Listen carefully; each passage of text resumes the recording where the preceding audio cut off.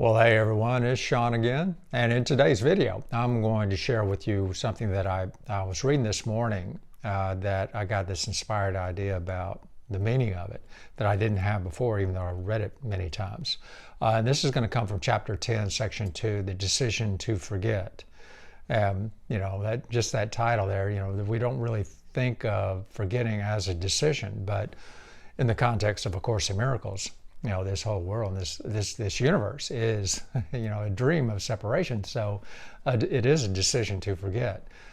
And so he starts out by saying, about, I believe this is the first place that Jesus introduces the idea of dissociation. And he says, unless you first know something, you can't dissociate it. Meaning we have to, whatever we dissociate from, we knew previously. And knowledge precedes dissociation. So dissociation is nothing more than a decision to forget. Our true nature is knowledge, truth. And we dissociated from that, so it was a decision to forget it. Now reality, truth as a reality, as the Holy Son of God, we dissociated from that as a decision to forget it. And now that here arose these dreams of separation that we're experiencing here, and all the illusions of that, and we forgot our real self, our holy nature, as we were created by God from that.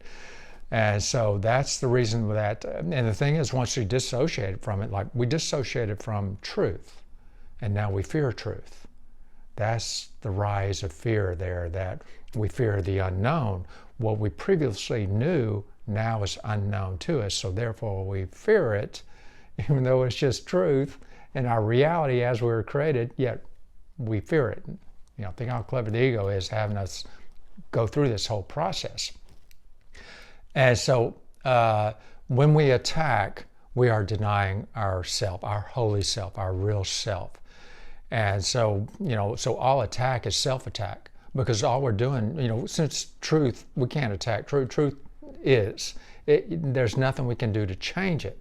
It just is. So attacking it has no effect on truth. So we're really just attacking ourselves. And what Jesus is saying is all attack is self-attack, because we're attacking this identity that we made up as a substitute for our true identity, for truth that we dissociated from. And so therefore all attack is just self-attack. We're attacking our own identity that we don't think is worthy anyway, if we were to really look at it. And so I'm just going to read the last paragraph in this chapter, or this section, because it just really, helped me to got that inspired idea of understanding about it anyway. So he says, if you realize the complete havoc this makes of your peace of mind, you could not make such an insane decision. So he's talking about that decision to forget and the complete havoc it had on our peace of mind, which is our natural state as we were created by God, which certainly isn't part of this whole crazy dream of separation that we're experiencing here.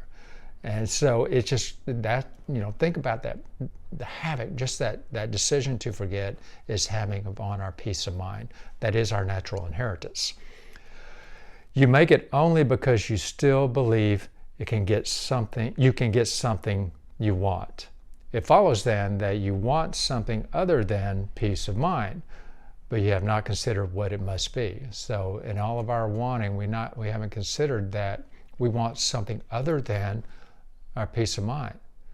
And that lesson, I want the peace of God, is that decision to want our peace of mind, to return to that peace of mind, which again is our natural state, our natural inheritance. And Jesus goes on to say, yet the logical outcome of your decision is perfectly clear if you will only look at it. And yet we're scared of looking at it. We think if we go there, we will see how horrible we really are, because we'll be looking upon, our horribleness, and then we'll go insane. Yet all Jesus is saying, just look at this decision that you made to dissociation from your reality, from truth, from your holiness, so you can see it as it is and not how you wish it to be. And then he concludes by saying, by deciding against your reality, you have made yourself vigilant against God and his kingdom. And it is this vigilance that makes you afraid to remember him. Remember, we're scared of what we don't know, or the unknown. And we've chosen to forget the known, what we knew as God and his kingdom. And now we fear it. That makes a lot of sense, doesn't it? You see how insane that is? Yet, we're vigilant against God and his kingdom in doing that. When Jesus is saying to be vigilant for God and his kingdom, think of just the simple change in direction of our mind. We put all our faith in being vigilant against God and his kingdom because of our identity that we made up as a substitution for reality and for our true identity. And now Jesus asks us just to look at that, see what we've done, recognize there's no eternal damnation, there's no judgment there. You just judge yourself and you continue to attack yourself. Just see that for what it is. And now let's shift our mind to the direction to be vigilant for God and his kingdom, which is our reality. Being vigilant for truth, for our holiness. So it's that simple just shift of mind awareness to be vigilant instead of for illusion and against God and his kingdom. We're vigilant for God and his kingdom, for truth. And it just kind of hit me when I was reading that this morning. It's like, wow, because instead of being vigilant against God and his kingdom, let's shift our mind to be vigilant for God and his kingdom. And let's also remember, as Jesus tells us to be vigilant for mind wandering. Be aware when your mind is wandering off into these illusion of the ego's thought system. And be very, very vigilant for that, because that's the direction your mind is going. And so we have to be vigilant to redirect our mind toward God and his kingdom, towards truth, towards innocence, everything that is of that. And so anyway, I hope this helps you a lot. And I'll be doing some videos on the next section, which is the God of sickness. So that's the next section I'm going to be reading. So I know there's going to be some good videos in that section too. So anyway, I hope this helps. And if it does, please share this with somebody if you think it'll help them. Like and subscribe this video.